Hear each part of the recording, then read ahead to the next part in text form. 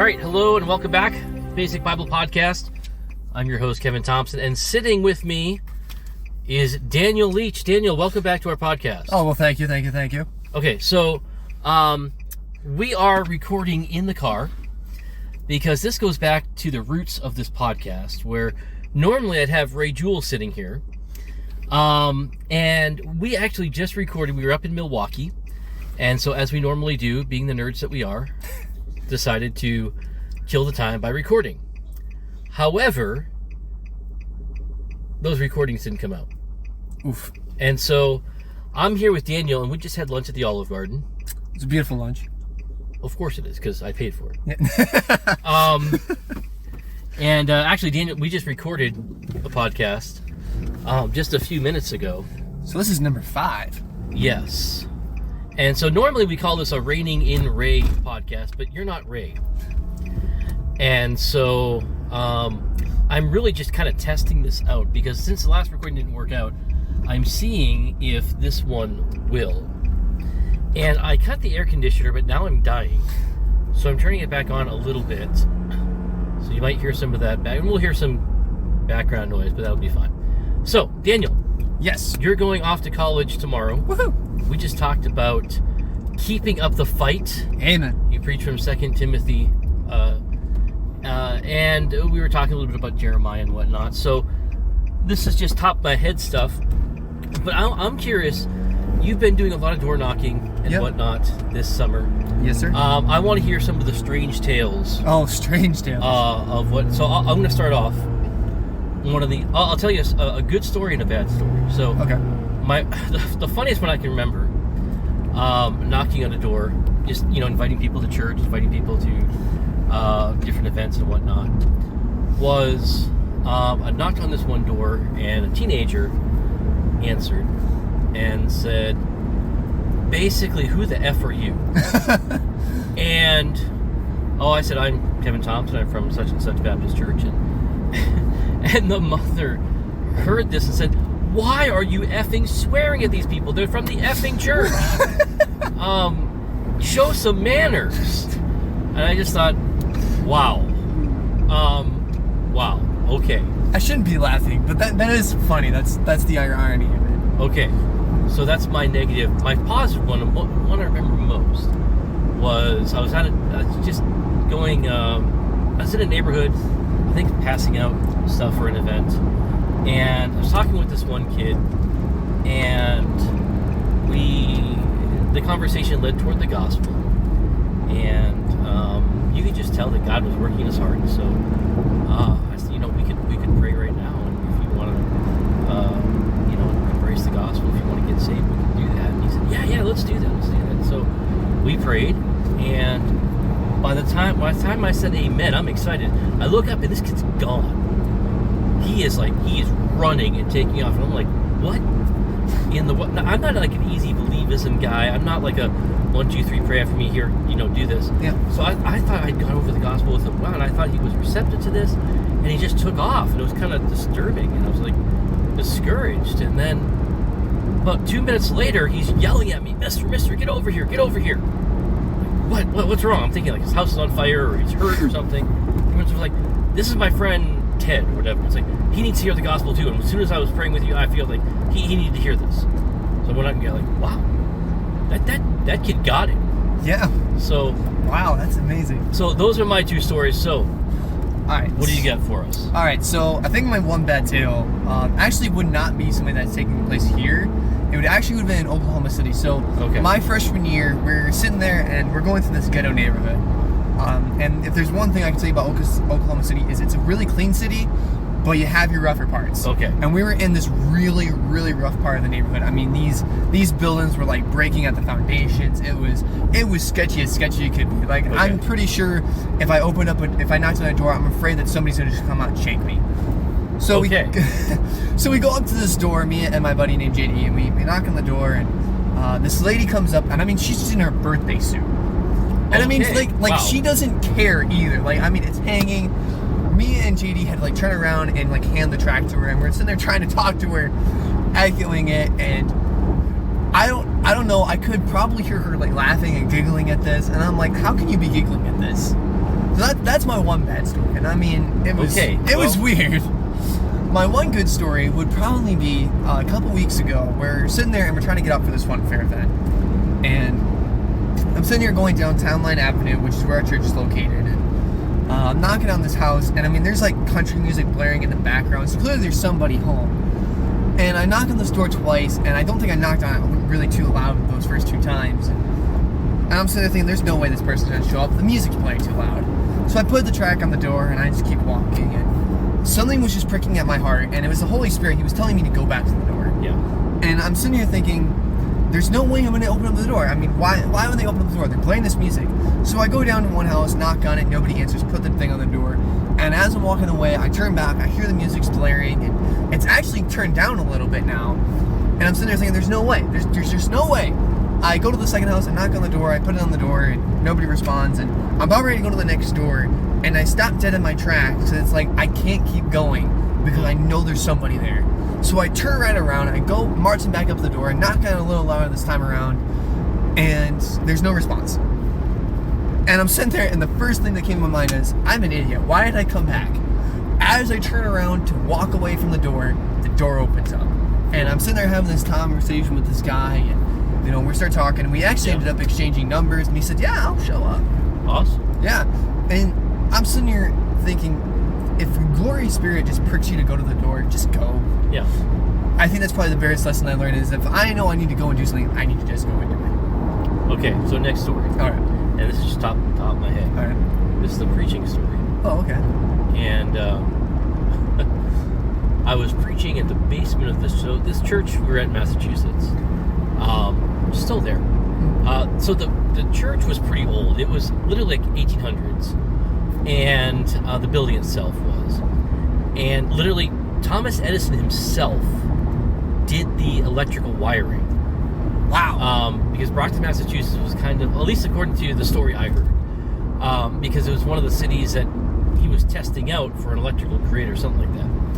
So anyways, this is an old building, and eventually we actually had to tear down the actual sanctuary because it was just too old, and it was just... So for a while we were meeting in the basement of the church. It was actually a lot easier to cool down during the summer, put air conditioning in, things like that. So I was preaching in a Wednesday night service. The pastor decided that he was going to stay home. He was feeling a little under the weather. I was preaching anyway, and so he decided to take some time off, and that was good with me, especially since I got to preach. But I'll never forget, I'm preaching, I've got my Bible open, I'm going, and so how we had the church situated, I was in the back, and in the far back of the auditorium were steps leading up to what used to be the sanctuary. Or the upstairs, anyway. And so down this stairway came a bat. A bat, like a real bat, like Batman bat. Oh, okay. And I could see it. It was literally eye level with me. And it just swooped down across the congregation and came right at me. And I'll tell you, I don't know if I kept my testimony that day, but I'm sure there are people who are still laughing at the sight of me with a trash bag and a broom trying to run after this bat. And I was just a young guy at the time, and you know, I was trying to kind of prove myself. The pastor wasn't there, and I'm just as good as he is. And like, oh man, you got bested by a bat. I was bested by a bat. And so, yeah. That is hilarious to me. So then I can also tell stories about times I showed up, forgot my notes, or once for having forgot my Bible before I was supposed to preach. So that was fun. So this is a story that my pastor has always told us. Okay. He was preaching one time, obviously at Victory Baptist Church. He's preaching and he's holding up his word, and he's preaching about the Bible, like, you know, like you'd have reverence for it. And halfway through the sermon, he's sitting there swinging his Bible around, and he accidentally lets go. And you just hear this loud thud hit the door in the back, just boom! Ooh. And apparently, his face was pale as a ghost. Wow. Yeah, I don't know what would happen if when I was a kid, I used to have, I don't know why, but as I was sitting in the sermon, first off, I remember it was New England Baptist Church, I was sitting in the what I refer to as the holy pew. Oh. It was the third pew back from the front, and we sat on the right side because, of course, we would go to the left. Because we and this is, of course, in the Holy Land, right? Massachusetts, right? Yes, in the Holy Land, God's country. Yeah, okay. And my pastor preached, and there's sometimes, I'll admit, I started daydreaming. And I had this constant fantasy when I was a child that there would be somebody, some bad guy, some intruder who'd break into the church, pull out a gun, because we're being persecuted for the faith or whatever, and he'd try to shoot the pastor, and I'd always block the bullet with my Bible. Because being a good Baptist, I always have to stick to the Bible. Yeah. I don't know why that just randomly came to mind, but it just did. It never happened in real life. Thank God for that. Yeah, not even close. Now, I will say it, at Morning Star Baptist Church in Rockford, we never had a bad guy. We did have a drunk guy come in. And he was trying to hit on one of the wives. And I was part of we had actually just moved into more of an inner city area. Oh, okay. And I was actually part of the security team. By the way, if your church has a security team and it's led by me, you should not feel safe at that church. If you see a guy like me with an orange vest in charge of your protection, you should just go somewhere else. Either that or you have more faith than anybody else I've met. You have more faith than an atheist. So I took this guy out, and we sat outside the auditorium on a stairs, and eventually he had me on the phone with his social worker. What? Because apparently I was homeless as well, and he had me on the phone with his social worker trying to figure out it was just kind of the weirdest thing. Weirdest experience in ministry? Yeah. So you'll have plenty of those to speak of as you grow in the faith. All right, your turn. Give me a weird tale. All right, so weird tale. Well, I don't have a weird tale, but if we're gonna go back to Bible stories, I'll never forget one time we had we have Brother Braille, and he's like an illusionist, and he does like these tricks and everything. I'll never forget, he handed me a card with a verse on it, and I'm sitting there as he tells me just to shred this up, and I have like the fear for my life, like I'm shredding up the Bible here, I'm reading up. So like I'm gonna get struck by lightning. I'll never forget, I said out loud, "Don't strike me down, Lord." He told me to do it. And I'm probably like 8, 9 years old doing this stuff, and I'll never forget just how amazed I was when he pulled out the exact same card. And of course, obviously, it's an illusion, so he clearly had some trick up his sleeve. I just missed our turn, but that's okay. Anyway. Hey, that means that we get to continue on with this. Yes. But that was probably one of the weirder, funnier ministry things that I remember seeing. Weird tales. So next question. All right. Go back to high school. All right. What's one of the weirder things that happened in our class that you remember? That's safe for radio or podcasting. That won't get me fired. That won't get you fired. Well, there was the one time I charged at Zach. Oh yeah, I remember. Yeah, he dropped you like nothing. Well, I'm built like toothpick here. He's built like, I'll say it this way: I'm built like drywall, and he's built like a brick wall. Yes. You throw a drywall on a brick wall, it's just gonna like shatter in pieces.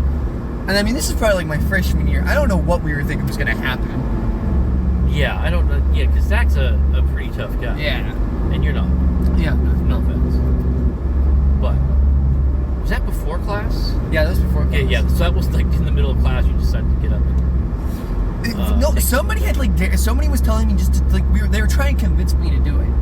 And I was sitting there telling everybody, we know what's gonna happen. I'm gonna get dropped. Yeah. And lo and behold, I spoke truth. Right. See, my number one memory of high school, it was after chapel. So back in the day, we had chapel, then we had lunch after. Yeah. And I was sitting in my classroom at my desk. The guest speaker was sitting in my classroom across from me. We were talking, and you barged in. And you started talking about a particular sin problem that you were dealing with at the time. Yep. And you were very open about it. Yep. And all I can think is, there's a guy sitting right here. But I think that started our mentoring relationship. Yeah, relationship right there. But that was, I just remember, kid's got some guts. It's one thing just talk to Mr. Thompson, because I've had kids do that. They come in during lunchtime or something, and they're looking around like, hey, I want to talk about this particular problem, this particular sin I'm struggling with. But you just came in bold, almost like you kicked open the door. But yeah, that was, I think, my number one memory of you during high school. But because of that, you gave a testimony about that in your senior year. Yeah. And that's when I had several other people with the same issue coming in to talk about, though they didn't kick my door down to do it. Am I the only one that's kicked your door down? Yeah, well, especially since now we have better locks. Yeah. So, thanks to school shootings. Yeah. But that was like the weird transition in my life. Because I look back and, thinking about, like, I went, because I originally was at, like, a Lutheran school, Yeah. And, being a Baptist and a Lutheran, you already, like, stand out, Right. So, I'm getting two conflicting doctrines being taught at me here, and I'm just, like, a very confused child. The correct one and the Lutheran. Yeah, the Lutheran one.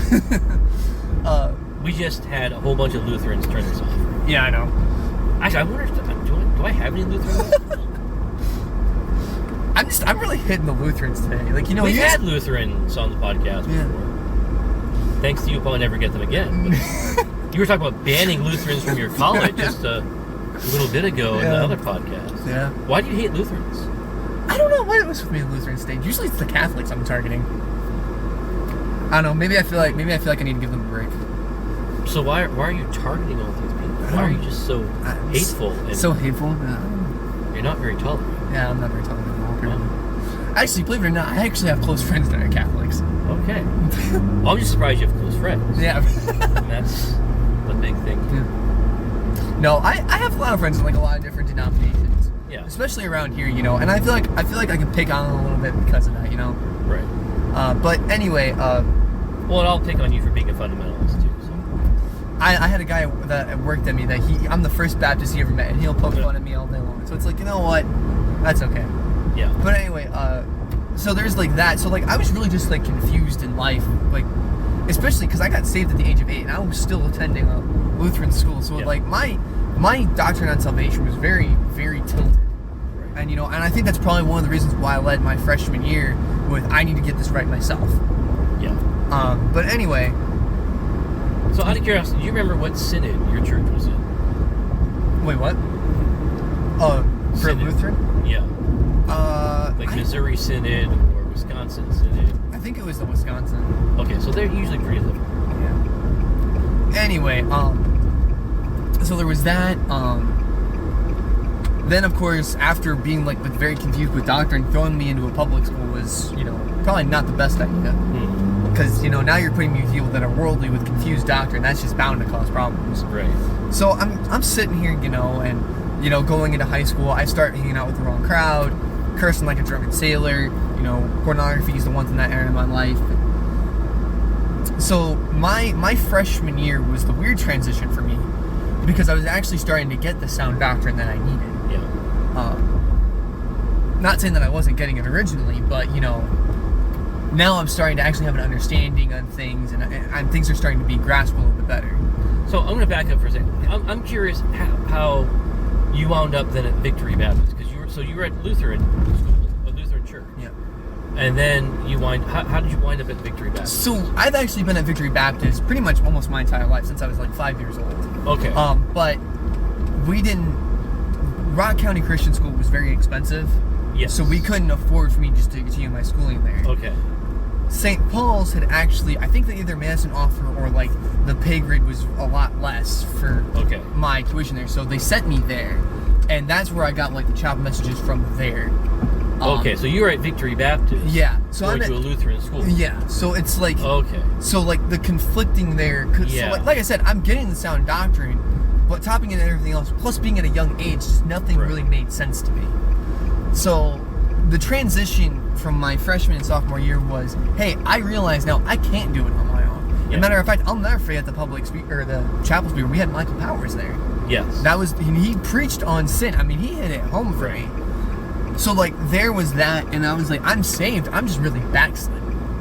So Michael Powers is yet to be on this podcast, even though he's been invited. But someday he's going to get right with God and come on this podcast. Speaking about getting right with God, here's the thing that some people don't know about you. That, you know, I don't know if you could be considered a Baptist while you drive a Prius. I don't understand what being a Prius. A Prius is like a car for hippies. This is true. And a car for the ecologically minded. Not a good Baptist. So I don't know what's going to happen when you drive onto campus at Ortlund Baptist Bible College. You may have to put like a sticker over the Prius symbol or something.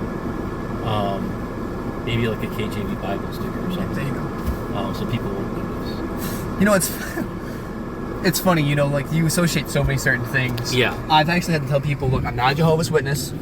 Yep.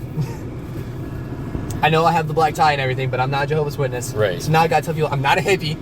Yeah. I know I drive a Prius, but I'm not a hippie. All right, so we're gonna conclude there, because we arrived at our location and we're at about 20 minutes, and so I don't know if this recording will ever see the light of day. I don't know, but we'll see. Because you know, if you want to keep your Lutheran viewers on here. No, they're not viewers. Oh, my bad. We're not looking at anything. This is a podcast. No, my bad. This is all audio. Yeah, you're right. My bad. So our Lutheran listeners, yes, which has a better ring to it, Lutheran listeners. But anyway, all right. As for recommended resources, I really have no idea. There's nothing that we really talked about that. But I'll tell you, the book I'm going through. Oh, my son Leroy is calling me. The book I'm going through right now is, I believe it's Deep and Lowly, by Gavin Ortlund. I guess we'll just throw that out there. Okay. All right. We can also throw out The Soul Winner's Fire, you know, a book I already recommended. But... Yeah, throw it out completely. No, just kidding. All right, anyway. We're not book burners. So we're not Nazis and we're not hippies, just to be clear. And apparently we're not Lutheran either. So anyway, join us back next week. Don't forget Facebook, Twitter, all that stuff. All right, so until next week, have a good rest of your week. Oh, www.basicbiblepodcast.org. Okay. Should we also throw out there that no trees and Lutherans were harmed in the making of this video? Or audio? You can't keep audio straight. That is true. Okay, anyway, all right. See you.